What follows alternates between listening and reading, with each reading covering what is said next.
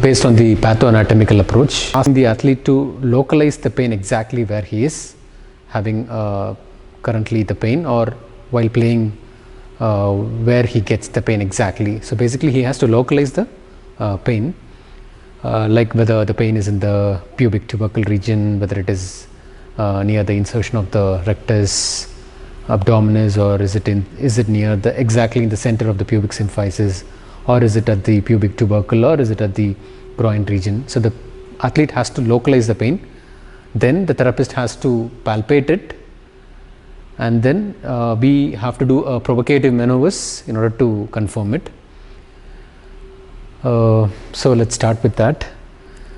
So as soon as the athlete localize the pain, we might have to draw the groin triangle. So that is formed in the following way. So there are 3 points which you have to note it down. One point is the ASIS point. So you can palpate the anterior superior iliac spine of the athlete, and then you can palpate the pubic tubercle region of the athlete, and that is the point number 2. And the third point is the 3G point, which is nothing but the midpoint, or if you draw a line from the ASIS to the superior pole of the patella. So the midpoint of this distance will give a 3G point. 3G point is a imaginary point here. So 3G indicates gluteal, groin and the greater trochanter region. So basically this is the 3G point, which is in between that is the midpoint of the distance from the ASIS to the superior pole of the patella. So these are the 3 points. So one is the ASIS, the other one is the pubic tubercle, and the third one is the 3G point, which is the midpoint of the ASIS and the superior pole of the patella. So we need to extend a line from ASIS to the 3G point that forms the lateral border of the triangle. This forms the lateral border of the groin triangle that extends from the ASIS to the pubic tubercle.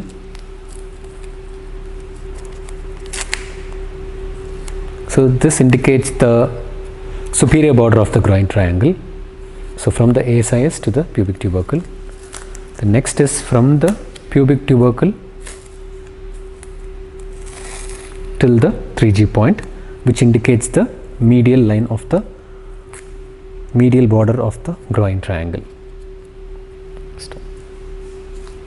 So superior border, medial border and lateral border of the groin triangle. Now we are trying to depict the groin triangle in this athlete. So first, identification of the 3G point, which is the midpoint from the ASIS to the superior pole of the patella. So this is the 3G point.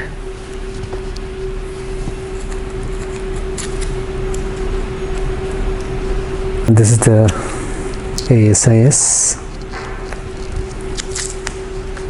and this is the pubic tubercle part. So ASIS, pubic tubercle, and then the 3G point. So now we are trying to depict the groin triangle in this athlete from ASIS to pubic tubercle, which indicates the inguinal ligament, which is the superior border of the groin triangle, and from the pubic tubercle to the 3G point, which indicates the medial border of the groin triangle. Okay, so in the superior border of the groin triangle, the anatomical part, if you see, you have the rectus abdominis and its insertion.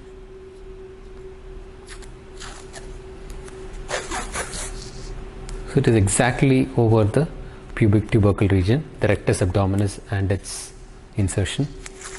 And then you have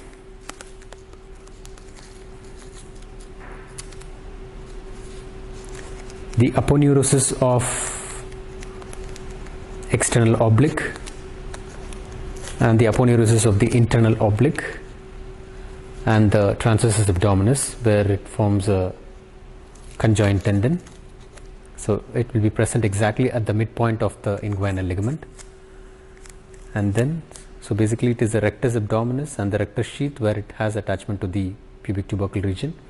And then medial to that you will have the aponeurosis of the external oblique muscle, and then medial to the lateral to that you have the aponeurosis of the internal oblique and the transversus abdominis.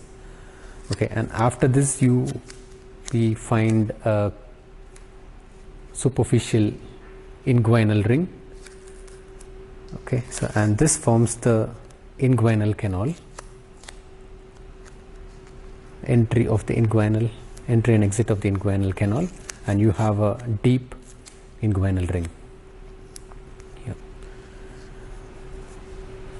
Okay, so rectus, external oblique, internal oblique, transversus abdominis and their aponeurosis, inguinal canal between the deep inguinal ring and the superficial inguinal ring, and this forms the inguinal canal which is between the superficial and the deep inguinal ring. Okay, so these are the structures which are present on the superior border from medial to lateral. Now let's see, within the triangle we have sartorius, which has its origin from the anterior superior iliac spine, and it goes like this. So you have a structure of sartorius there within the triangle, within the groin triangle, and deeper to this we have rectus femoris attachment, which has attachment to the anterior inferior iliac spine, the straight head, and we have a reflected head which has attachment to the acetabulum superior margin. So you have a rectus femoris,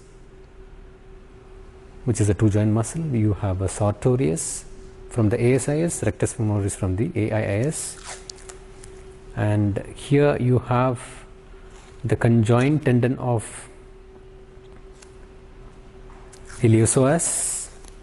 So iliacus from the iliac fossa and the psoas major, they fuse here to form a conjoined tendon which is present just medial to the sartorius, little deeper medial to the sartorius.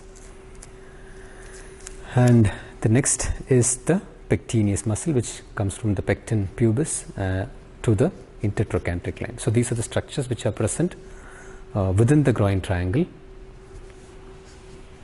So okay, so you have rectus abdominis and the sheath. You have, this is exactly superior. These are the structures which are present from medial to lateral on the superior border of the groin triangle. You have external oblique and their aponeurosis, internal oblique, as well as the transversus abdominis and their aponeurosis. So rectus abdominis, external oblique, internal oblique, transversus abdominis, and that they form a conjoined tendon here. And you have a deep inguinal ring, you have a superficial inguinal ring, and this forms the inguinal canal. Okay, and you have all the iliofemoral and genitofemoral ilioinguinal nerve, which passes little more lateral to that. So these are the structures: rectus abdominis, external oblique, internal oblique, transversus abdominis, and their conjoined tendon, deep inguinal ring and superficial inguinal ring, and the inguinal canal. Now within the triangle, if you see, you have sartorius, which arises from the ASIS, and you have rectus femoris, which is a little deeper, which arises from the AIIS, and you have conjoined tendon of iliopsoas, and you have pectineus here. Sartorius, iliopsoas, pectineus, and the rectus femoris. And in the center exactly you will get the pubic symphysis part. So lateral border of the groin triangle, if you go a little lateral to the lateral border of the groin triangle, you have femoroacetabular joint. But usually if there is any femoroacetabular impingement, usually it refers pain a little bit inside the triangle, but usually it is exactly adjacent to the lateral border of the triangle.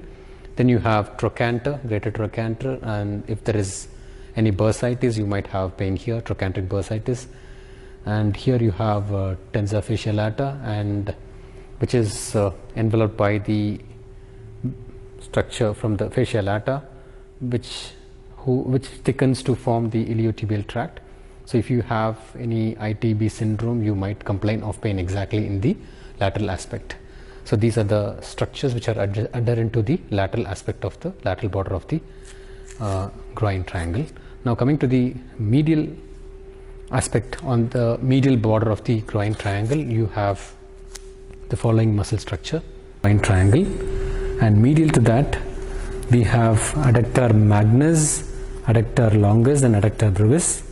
Adductor magnus, which has a broad attachment at the ischiopuberamus, as well as it has attachment to the linea aspera and then the adductor tubercle. And then the adductor longus and the brevis, it has attachment to the body of the pubis,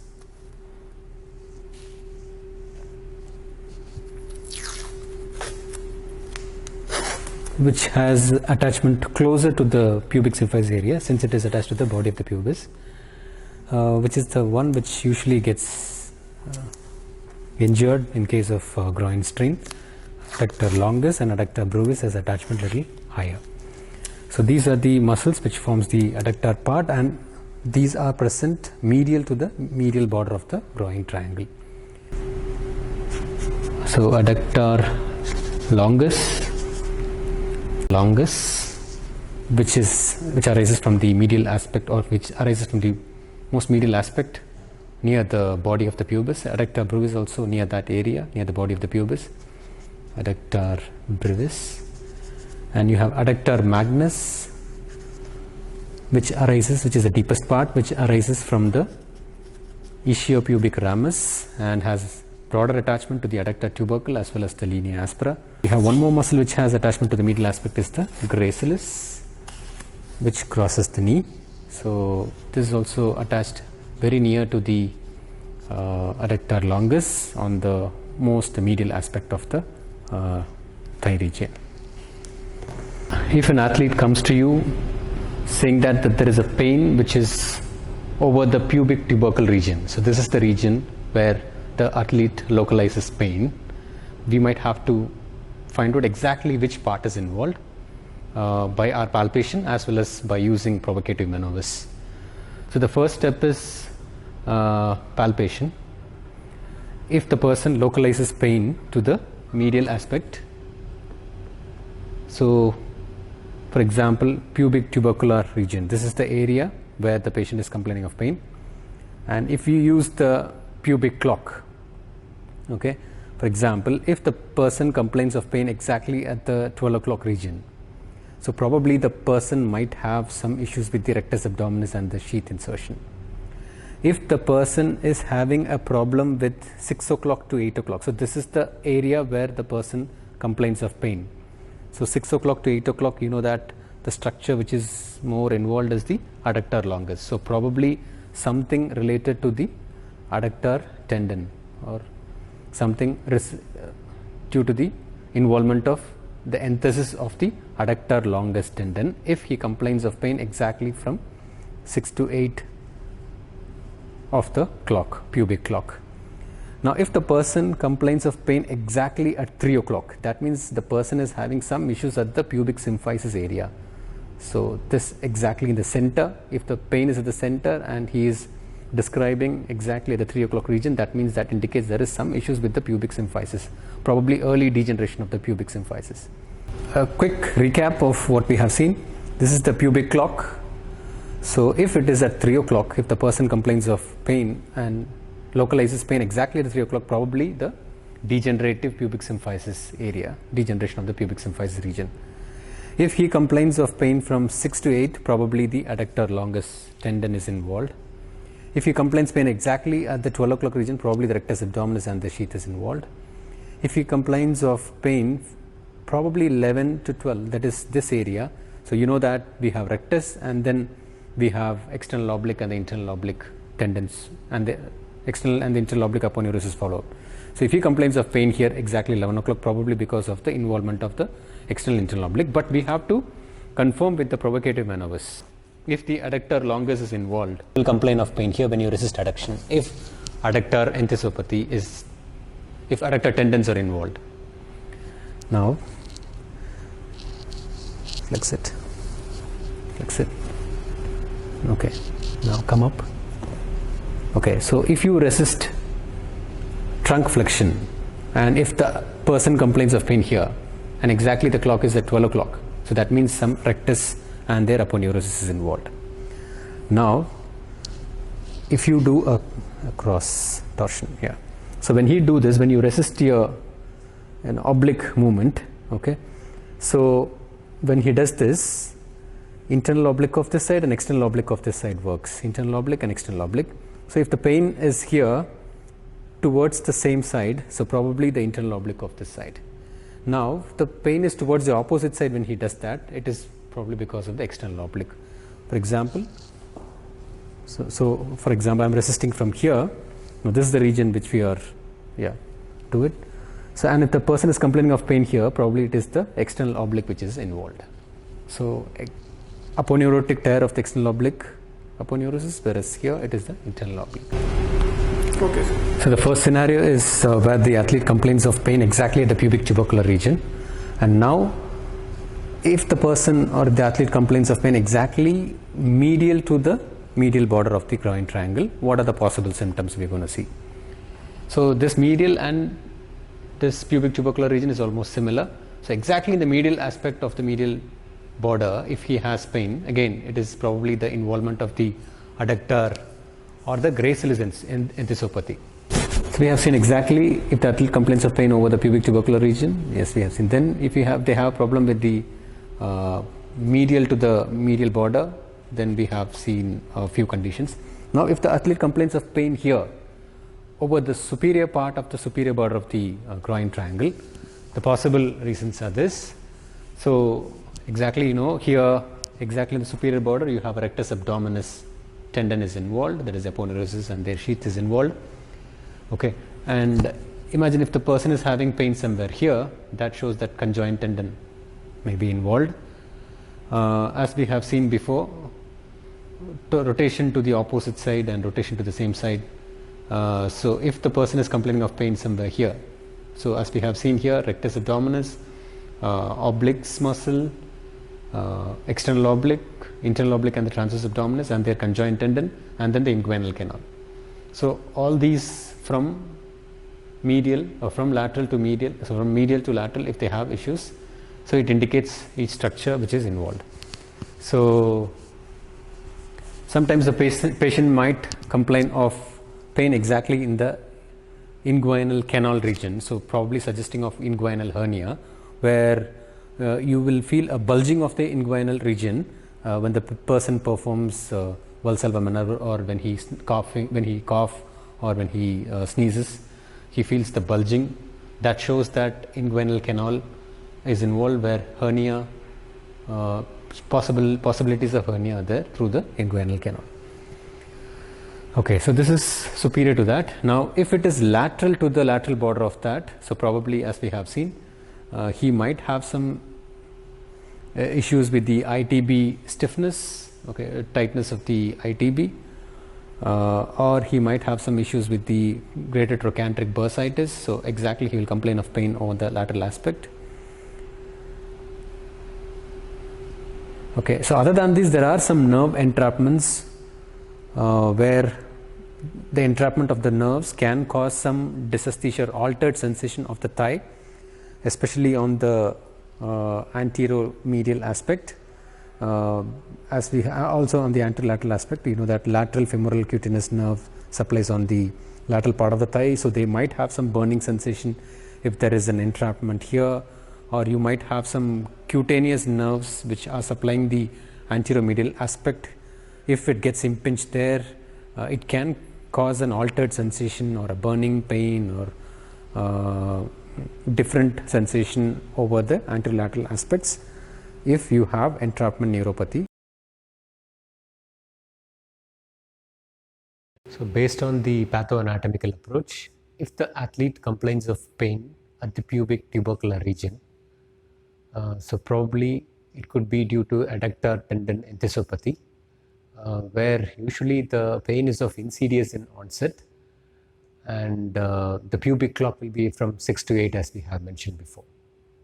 If it is of rectus abdominis enthesopathy, the pain is well localized to the insertion of the rectus abdominis and its sheath, and the pain may be acute or insidious onset. And here the provocative maneuver, resisted sit-ups will be painful exactly at the localized area of pain. And with regards to the pubic clock, it will be localized exactly at the 12 o'clock region. Then if it is a pubic bone stress injury, the pain will be of non-specific in nature, and the athlete complains of loss of propulsive power, and where the bony tenderness it predominates, and mostly pubic bone stress injury can be diagnosed based on diagnosis of exclusion. If it is of degenerative pubic symphysis, the site of pain will be of central pain, and usually any unilateral movement will be painful, especially like stair climbing will be painful exactly at the pubic symphysis region, and tenderness will be there present over the pubic symphysis, and pubic clock will be exactly at 3 o'clock area. Next is the conjoint tendon tear. Again, the pain is of insidious in onset, and here the pain will be there on resisted torsion of the trunk in the ipsilateral direction, and mostly the pubic clock is at 11 o'clock to 12 o'clock area. If it is an external oblique aponeurosis tear, it will be similar to the conjoint tendon tear, but the pain on resisted torsion of the trunk will be in the contralateral direction, and the pubic clock will be from 12 to 1. And usually this will be of acute onset, especially it happens in case of any rotation related activities. Okay, so these are the possible conditions which are associated with the pubic pain at the pubic tubercular region. Now, if the athlete complains of pain medial to the groin triangle, so the possible pathologies include adductor or gracilis enthesopathy, where usually the pain is of insidious onset and the performance is diminished here, and exactly the person will palpate near the pubic tubercular area, the medial part near the pubic symphysis area, based on the adductor or the gracilis involvement.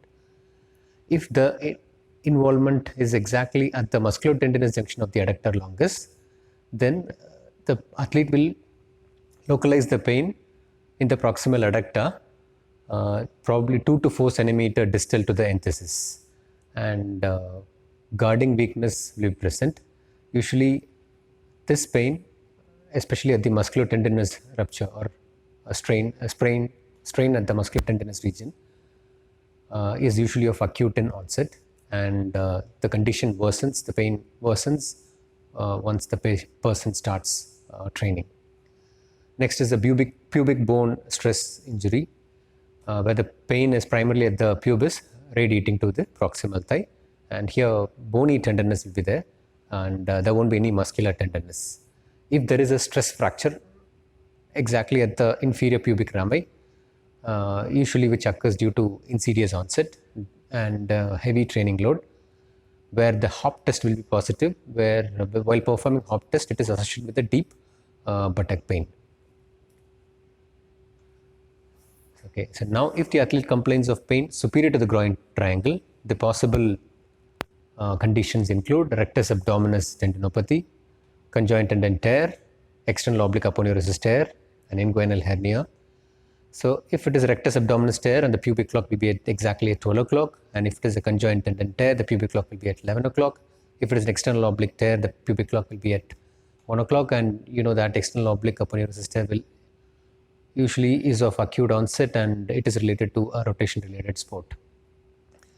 In case if it is of inguinal hernia, the patient will complain exactly at the pain in the inguinal canal region, and the pain will aggravate during exertion like Valsalva maneuver or coughing or sneezing. And while coughing or sneezing, the trainer can palpate a palpable mass at the deep inguinal ring region in the inguinal canal.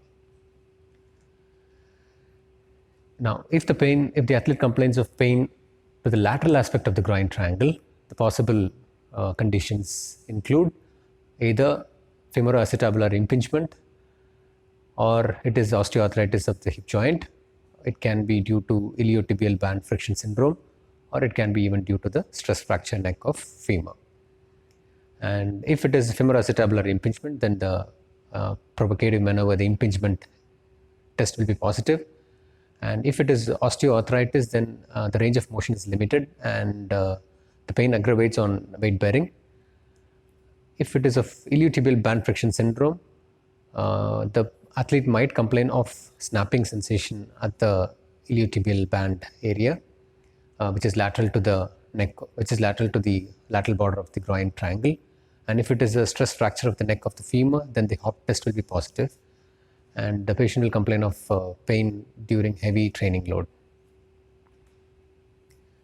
And at last, if the person complains of pain within the groin triangle, it could be possibly due to iliopsoas syndrome, where the pain is above and below the inguinal ligament associated with the snapping at the hip joint. So iliopsoas length testing, like Thomas test, will be able to identify if there is any tightness in the iliopsoas muscle. If rectus femoris tendinopathies or rectus femoris apophysitis also can lead to pain within the groin triangle, which may be associated with the knee movement, which can affect the pain at the hip. And rectus femoris contracture test can be done to identify that. Or if there is any femoral hernia, then painful lump inferior medial to the pubic tubercle will be present. And this may not be related to the exercises. And if there are any nerve entrapment, you might feel altered sensation within the groin triangle, either dysesthesia or hyperesthesia over the area of the skin supplied by the nerve.